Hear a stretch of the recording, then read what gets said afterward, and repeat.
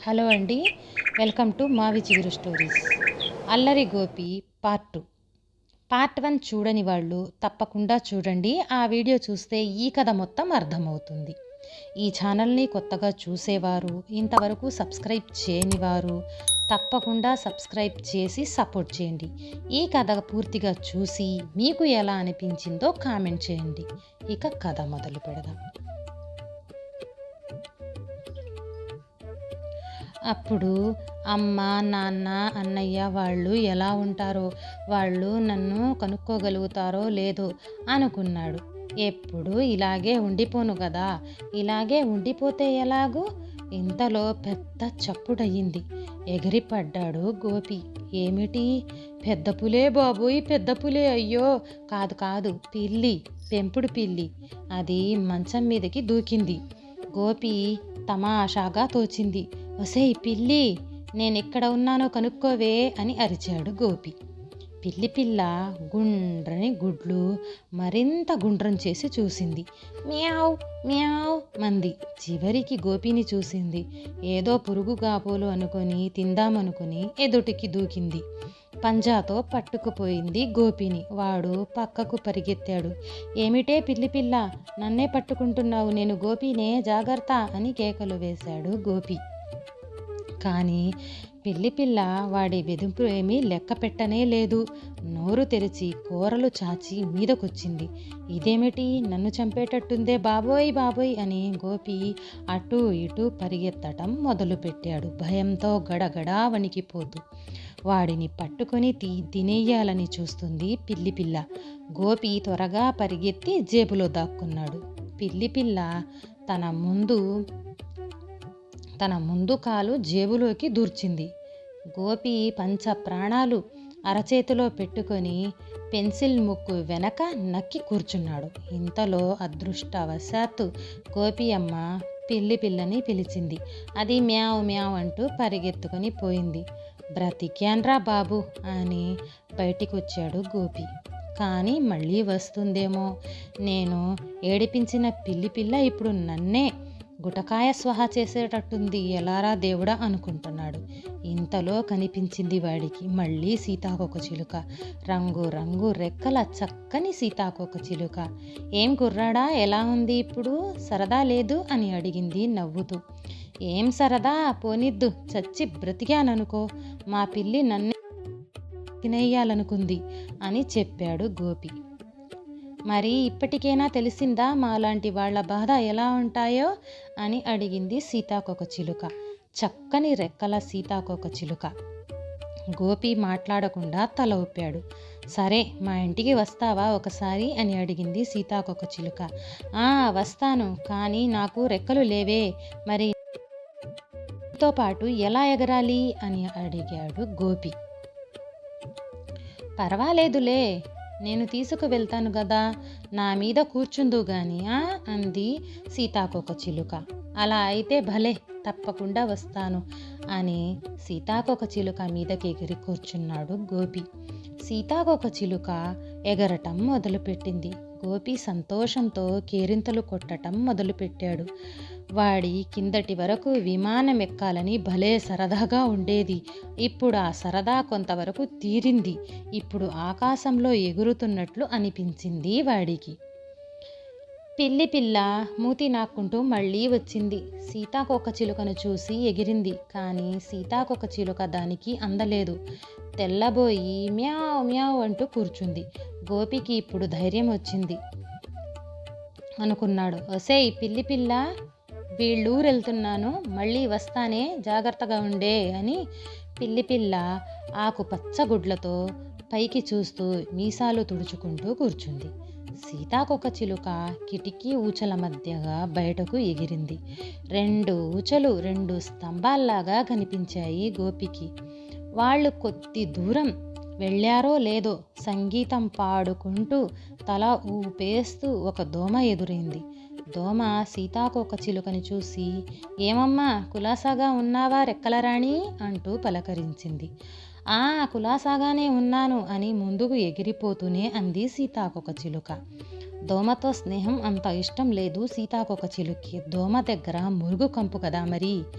కానీ దోమ ఆమె వీపు మీద గోపిని చూసింది. టపీమని ఆగిపోయింది. రివ్వున వెనక్కి తిరిగి వచ్చింది. ఆగమ్మా అందమైన రెక్కల రాణి, నీ వీపు మీద ఉన్నదెవరు? కాస్త చెప్పి వెళ్ళవమ్మా అంది అది. అది ఒక పిల్లవాడు, మనిషి పిల్లవాడు, మంచి పిల్లవాడు. మన ఊరు తీసుకువెళ్తున్నాను. పొడుగు కాళ్ళ దోమదొర అని చెప్పింది సీతాకోకచిలుక. ఆ పిల్లవాడే, మనిషి పిల్లవాడే, మన శత్రువుల పిల్లవాడే, అయితే వెంటనే చంపేద్దు అంది పొడుగు కాళ్ళ పొట్టి రెక్కల దోమ. చంపకూడదు, ఈ పిల్లవాడు చాలా మంచి పిల్లవాడు, నన్ను చంపకుండా విడిచిపెట్టాడు, అందువల్లనే మా తోట దొడ్డి చూపించడానికి తీసుకువెళ్తున్నాను అంది సీతాకోకచిలుక. మంచివాడో చెడ్డవాడో ఎవరికి కావాలి? మనిషి పిల్లవాడు, మన శత్రువుల పిల్లవాడు, అంతే. ఏది ఏది నా బల్లెం, ఒక్క పోటు పొడవ నీవు దెబ్బకి చస్తాడు అంటూ బల్లెం పైకి పట్టుకుని వచ్చేసింది దోమ, మురుగు కంపుల దోమ. గోపి ప్రాణాల్లో ప్రాణాలు లేవు. ఇప్పుడే పిల్లి గండం తప్పించుకుంటే మళ్ళీ దోమ ఒకటి వచ్చిందే ప్రాణాలు తీసేందుకు అని. నిజంగా దానికి ముళ్ళుంది, నిజంగా బల్లెంలాగే ఉంది. అది పెట్టి పొడిస్తే ఏమన్నా ఉందా? అటు నుంచి ఇటు, ఇటు నుంచి అటు దూసుకుపోతే తాను తిన్నగా దేవేంద్ర లోకంలో తేలాడుతూ, ఈ దోమ నన్ను చంపేస్తుంది, అదిగో వచ్చేసింది అంటూ అరిచాడు గోపి ఎగిరిపడుతూ. నీకేం భయం లేదులే, నువ్వు తిన్నగా కూర్చో, నేనున్నానుగా అని సీతాకోకచిలుక దోమ వైపుకు తిరిగి మంచిగానే చెప్పింది. కూని రాగాల కుట్ల దొర, నీ దారిన నువ్వు పో అని. కాదు, ఈ మనిషి పిల్లాన్ని చంపితే కానీ నేను పోను, వీడి రక్తం తాగాలి అంటూ అమ్మవారు పూనిన దానిలాగా అరుస్తూ చిందులు తొక్కుతూ వచ్చి పడింది దోమ. సీతాకోకచిలుక చటుక్కున పక్కకు తిరిగింది. దోమ వచ్చి దాని రెక్కలను కట్టుకుని వెళ్ళి పడిపోయింది. కానీ వెంటనే లేచి సీతాకోకచిలుక చుట్టూ తిరుగుతూ ముందు వైపు నుంచి రెక్కల మధ్య ఉన్న గోపి మీదకు దూసుకు పోబోయింది. సీతాకోకచిలుక గిరుక్కున తిరిగింది.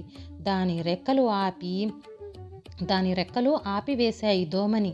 అప్పటికైనా పోయిందా దోమ? లేదు, మళ్ళీ వచ్చి పడుతూనే ఉంది. కూనిరాగం తీస్తూనే ఉంది. సీతాకోకచిలుక కూడా కోపం వచ్చేసింది, చాలా పెద్ద కోపం వచ్చేసింది. రెక్కలు వేగంగా కొట్టుకుంటూ గిరా గిరా తిరుగుతూ దోమతో యుద్ధం చేసింది. దోమకు బాగా దెబ్బలు తగిలాయి. ఒక కాలు ఊడిపోయింది, ఇంకో కాలు సగం విరిగిపోయింది, ఒక రెక్క కొంచెం దెబ్బతింది. అయినా వీరావేశంతో యుద్ధం చేస్తూనే ఉంది దోమ. ఈ మనిషి పిల్లవాడి రక్తమే తాగాలి, లేకపోతే చావనైనా చావాలి అనుకుంది సీతాకోకచిలుక. తన రెక్కలతో దాన్ని కొట్టింది, గట్టిగా కొట్టింది, మళ్ళీ కొట్టింది. చివరికి దోమ నోటి దగ్గర బల్లెం కాస్త చక్కగా ఊడిపోయింది. దోమ ఓడిపోయింది. అయినా ఉడుకుబోతుతనంతో ఉండు, మా వాళ్లతో చెప్పి అందరినీ తీసుకువచ్చి ఈ మనిషి పిల్లాన్ని పొడిచి చంపేయకపోతే నా పేరు పొడుగు కాళ్ళ దోమరాజా కాదు అని అరిచింది. అమ్మయ్య అని అప్పటికి ఊపిరి పీల్చుకున్నాడు గోపి. కానీ కొంతసేపటికి దోమదండు వచ్చి పడుతుందేమో, ఎలా ఇప్పుడు అని. చాలా గండాలున్నాయే అన్నాడు గోపి. భయం లేదులే, రాత్రి పడితే కానీ దోమదండు బయలుదేరదులే, పగలంతా తిరగవు దోమలు. అవి బయలుదేరేటప్పటికి నువ్వు మీ ఇంటికి తిరిగి వచ్చి మళ్ళా మామూలు వాడివైపోయి దుప్పటి ముసుగు తన్ని గుర్రు పెడుతూ ఉంటావు కదా, అప్పుడు దోమదండు నిన్నేం చేస్తుంది అని ధైర్యం చెప్పింది సీతాకోకచిలుక. సీతాకోకచిలుక ముందుకు ఎగిరింది. అప్పుడే హాయిగా గాలి గుమగుమాలాడుతున్న శబ్దం, చల్లగాలి తగులుతుంది గోపికి. సీతాకోకచిలుక ఆనందంతో ఊగుతూ ఎగురుతూ పోతుంది. గోపికి కూడా ప్రాణం లేచి వచ్చింది. అప్పటి వరకు ఉన్న భయం పోయి చేతులు ఎగరవేస్తూ సంతోషంతో ఉన్న బటం మొదలుపెట్టాడు.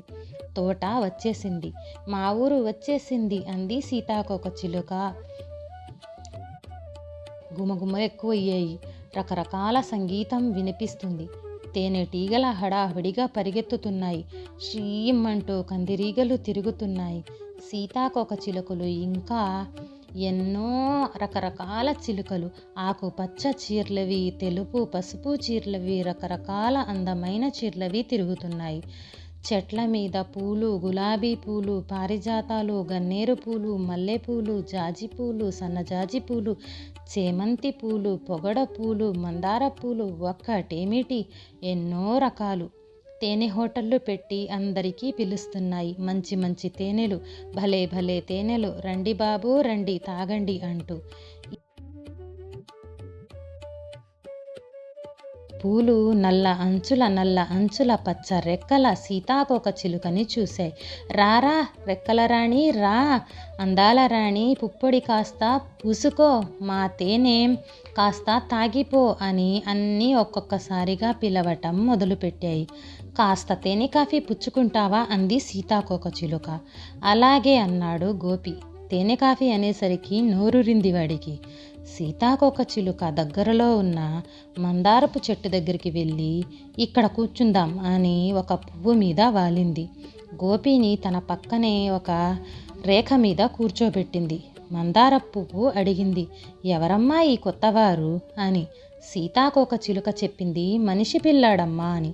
మంచిది అని చెప్పి మందార పువ్వు మీద కొంచెం పన్నీరు చల్లింది, పుప్పొడి పూసింది, తేనె కాఫీ తీసుకోమని ఎదుట పెట్టింది. సీతాకోక చిలుక తను తాగి గోపిని కూడా తాగమంది. ఎలా ఉంది కాఫీ అని అడిగింది. చాలా బాగుంది అన్నాడు గోపి.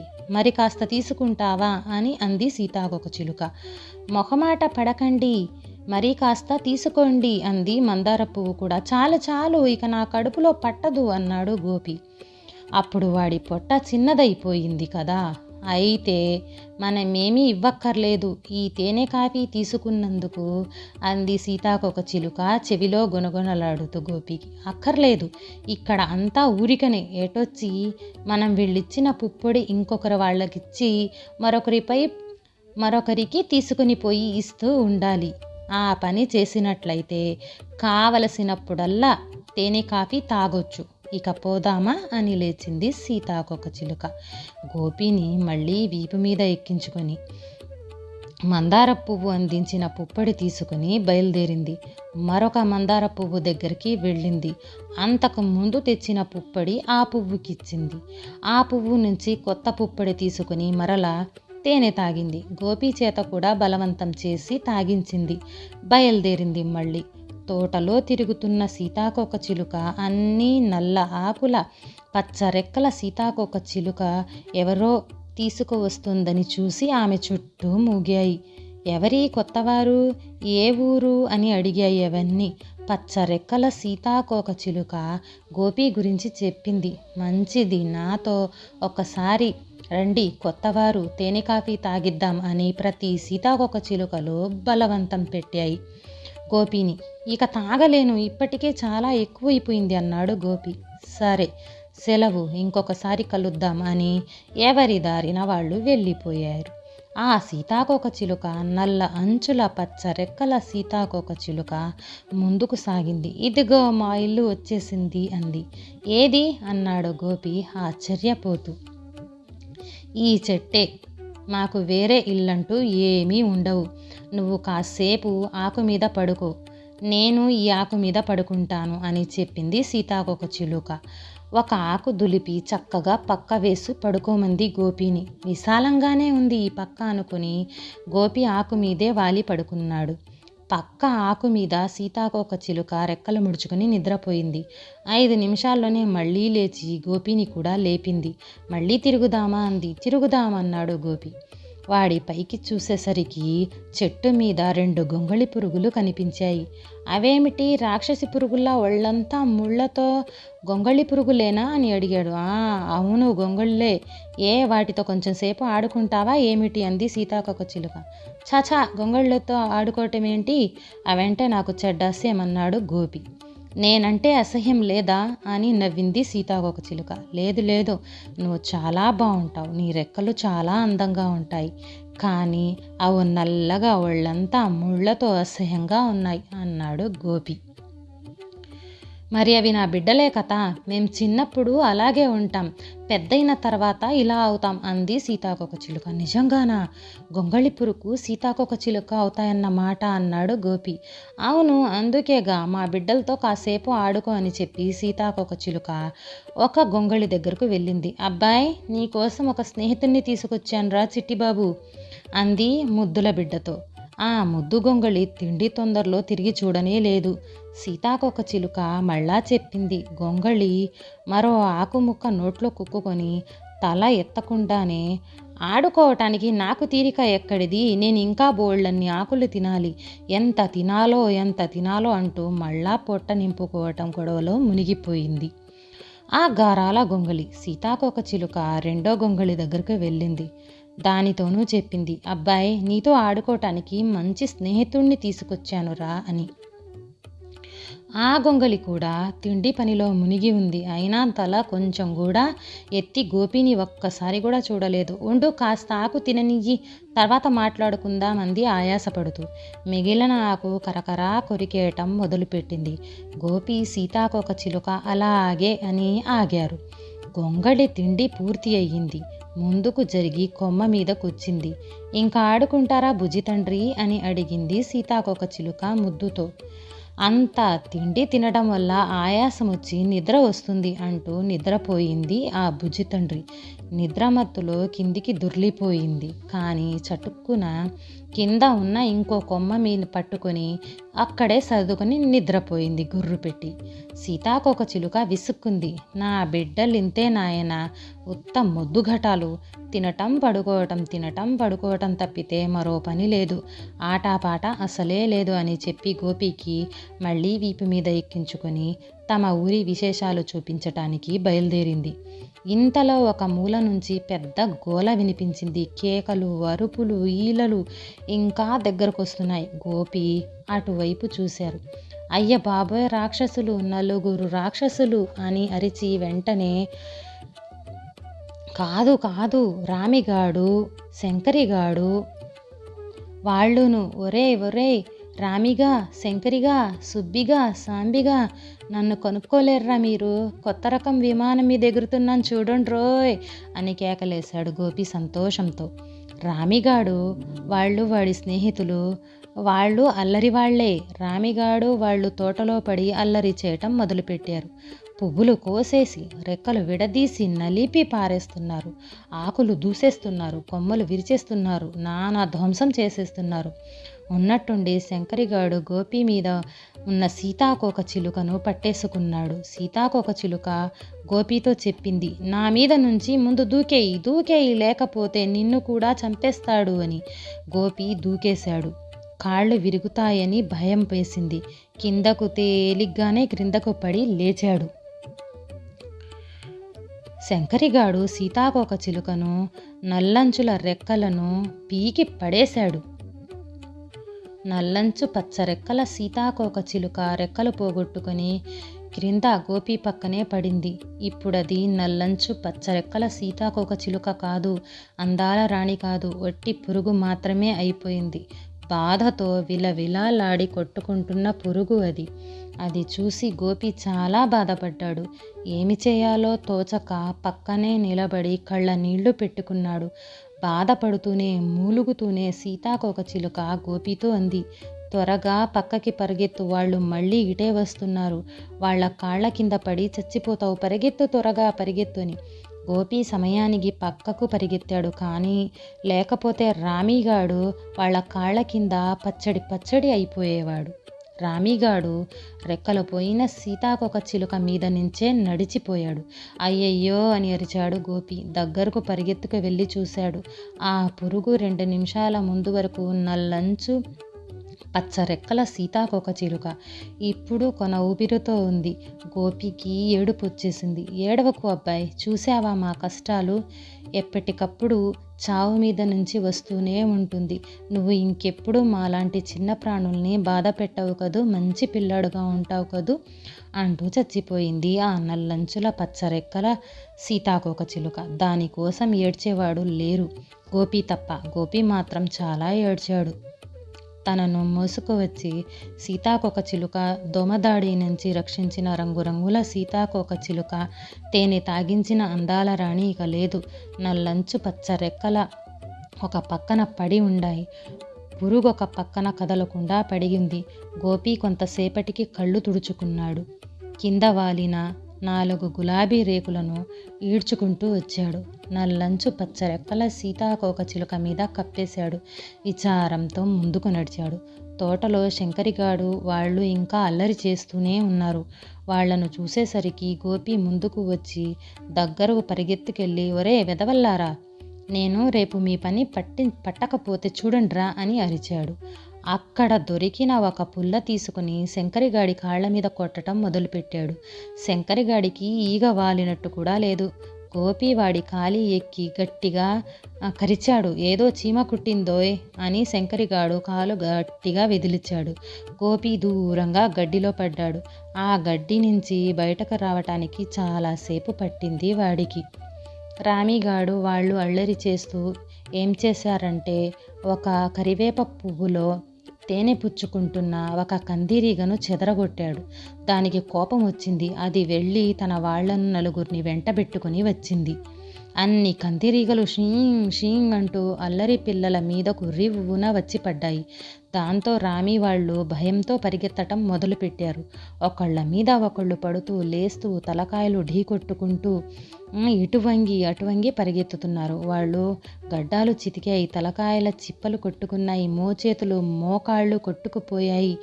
4 నిమిషాల్లో వాళ్ళు తోట ఖాళీ చేసి పారిపోయారు.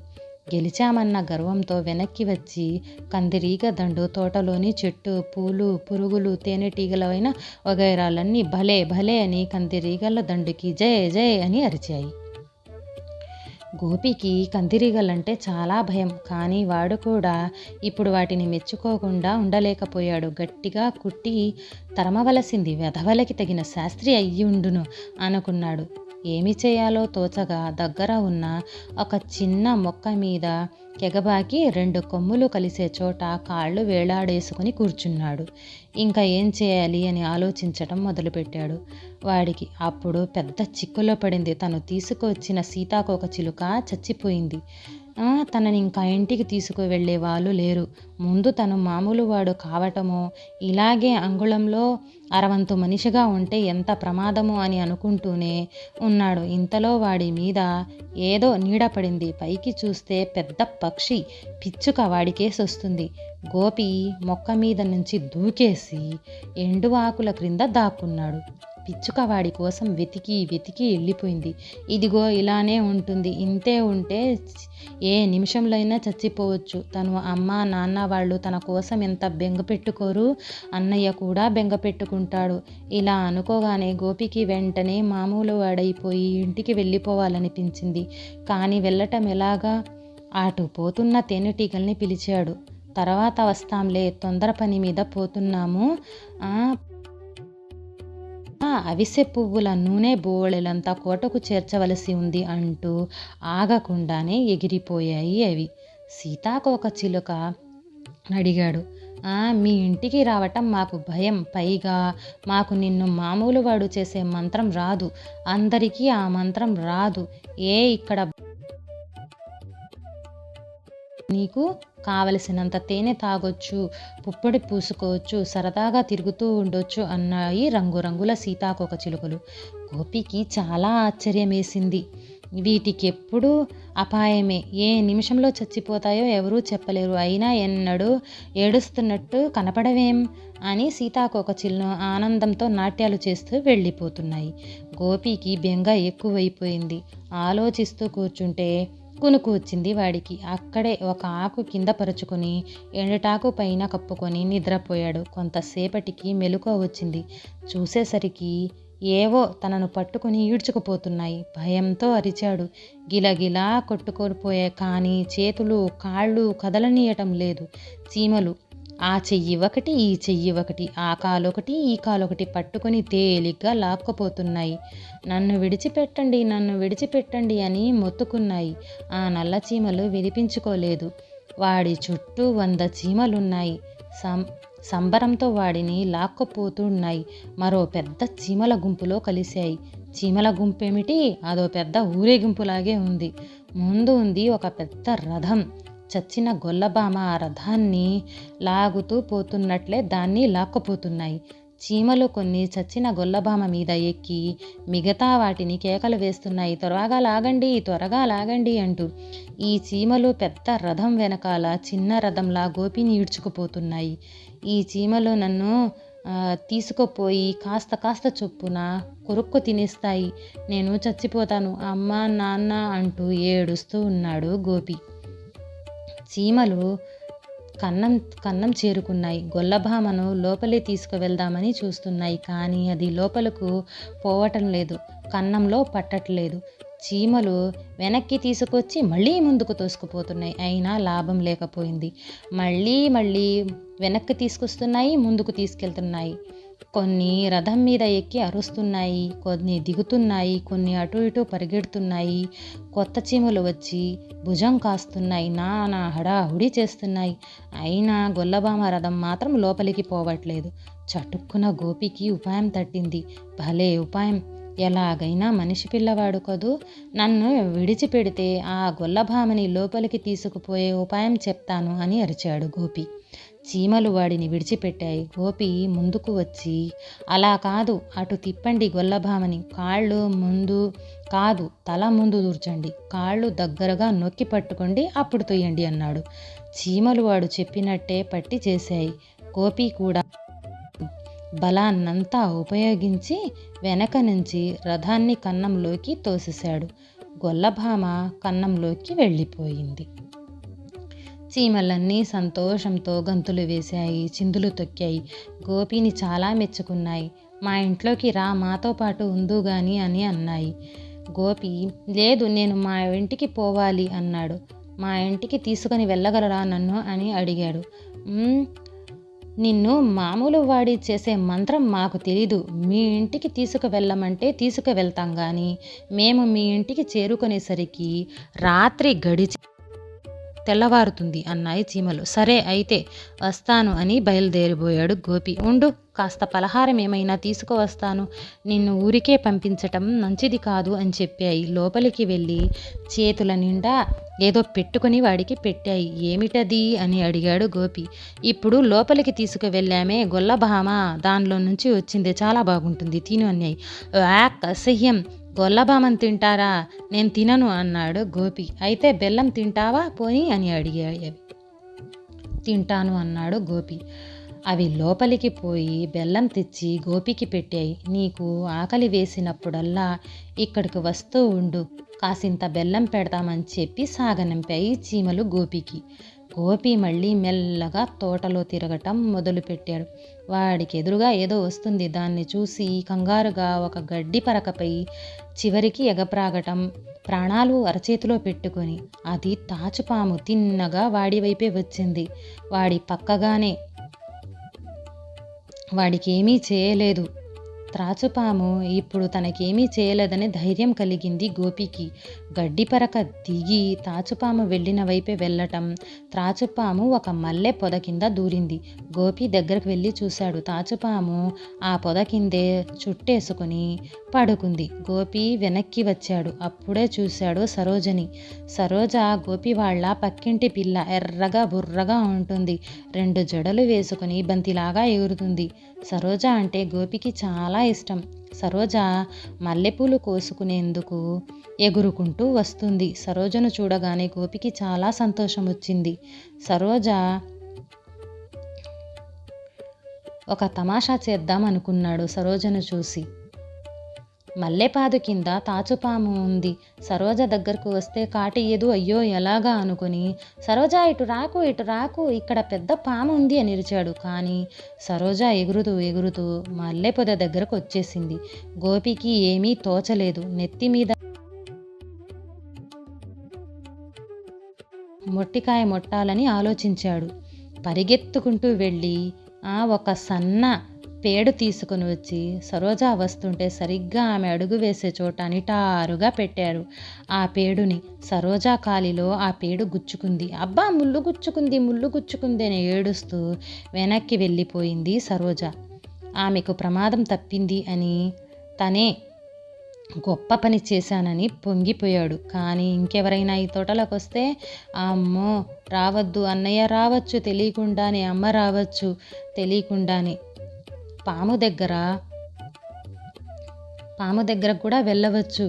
వెళ్తే ఇంకేముంది, పాము కాటు వేస్తుంది. అయ్యో ఎలా, ఇక్కడ తాచుపాము ఉందే, అందరికీ తెలియచేయటం ఎలా, తెలియకపోతే ఎవరైనా వచ్చి తాచుపాము కాటుకు చచ్చిపోతే అయ్యో అయ్యో అని త్వరగా ఇంటికి పోవాలి, వెంటనే పోవాలి. పైగా చీకటి పడే వరకు ఉంటే తప్పకుండా దోమల దండు వచ్చి తన్ను కుట్టేస్తుంది, పొడిచి చంపేస్తుంది. త్వరగా ఈ తోటలోంచి వెళ్ళిపోవాలి అని త్వరగా మామూలు వాడైపోవాలి. కానీ ఎలా, ఇలాగైనా సరే ఇంటికి పోదామని ఇంటి వైపు నడవటం మొదలుపెట్టాడు. నిమిషానికో అడుగు, 2 అడుగులు పొగులుతున్నాడు. దారిలో కనిపించాడు సాలీడు రాక్షసుడు. 2 కొమ్ముల మధ్య దారాలు చుట్టుకొని ఇల్లు కట్టుకొని మధ్యన కూర్చున్నాడు సాలీడు రాక్షసుడు. గోపిని చూడగానే, రా నాయనా రా, ఏమీ తోచక పిచ్చెత్తినట్లుంది. నీలాంటి స్నేహితుడు కోసం చూసి నా కళ్ళు కాయలు కాసిపోయాయి. ఇప్పుడు నిన్ను చూసి చల్లబడ్డాయి. రా బాబు రా, నీకు మంచి మంచి పలహారాలు పెడతాను అన్నాడు సాలీడు ఎంతో ప్రేమ ఊడిపడుతున్నట్టు. అబ్బో, నేను రాను, నీ కబుర్లు నాకు తెలుసు. నీ ఇంట్లోకి వచ్చిన వాళ్ళెవ్వరూ మళ్ళీ బయటకు రారు. చల్లగా చంపుకొని తినేస్తావు అన్నాడు గోపి. ఎందుకు తింటాను నాయనా, కాసేపు సరదాగా కబుర్లు చెప్పుకుందాం. రమ్మంటే నిన్ను ఇలాంటి మాటలంటావా? పెద్దవాళ్ళని ఇలా అనొచ్చా బాబు అన్నాడు సాలీడు. గోపి ఒకటి అడిగాడు, నన్ను మామూలు వాడిగా చేసే మంత్రం నీకు తెలుసా అని. ఓ దగ్గరకురా, చెవిలో చెబుతాను, నిన్నేం చేయను, ఒట్టు, ఎంత ఒట్టు కావలిస్తే అంత పెద్ద ఒట్టు అన్నాడు సాలీడు. అయినా గోపి సాలీడు దగ్గరకు వెళ్ళటానికి ధైర్యం చాలలేదు. కొంచెం సేపు ఆగి తర్వాత వెళ్దామనుకున్నాడు. ఇంతలో ఒక తేనెటీగ అటు ఎగురుతూ పొరపాటున సాలీడు ఇంట్లోకొచ్చి పడింది. దారాలు తగిలి ఆగిపోయింది. కాలికో దారం తగులుకుంది, మెడకో దారం చుట్టుకుంది. హా అంటూ భయంకరంగా నవ్వాడు సాలీడు రాక్షసుడు. తేనెటీగ భయంతో కొట్టుకోసాగింది. అది కొట్టుకుంటున్న కొద్దీ మరికాస్త చిక్కుకుపోయింది దారాల్లోకి. అంత తొందరగా ఎందుకమ్మా నీకు, నేను వస్తున్నానుగా విడిపించటానికి అంటూ సాలీడు నవ్వుతూ ముందుకొచ్చాడు. దగ్గరకొచ్చి తేనెటీగ చుట్టూ తిరుగుతూ గబగబా దాన్ని కట్టేయటం మొదలుపెట్టాడు. తేనెటీగ అయ్యో అయ్యో అయ్యో అంటూ ఏడ్చింది. మిగతా కథ పార్ట్ 3లో ఉంటుంది. ఈ కథ నచ్చితే లైక్, షేర్ చేసి సబ్స్క్రైబ్ చేయండి.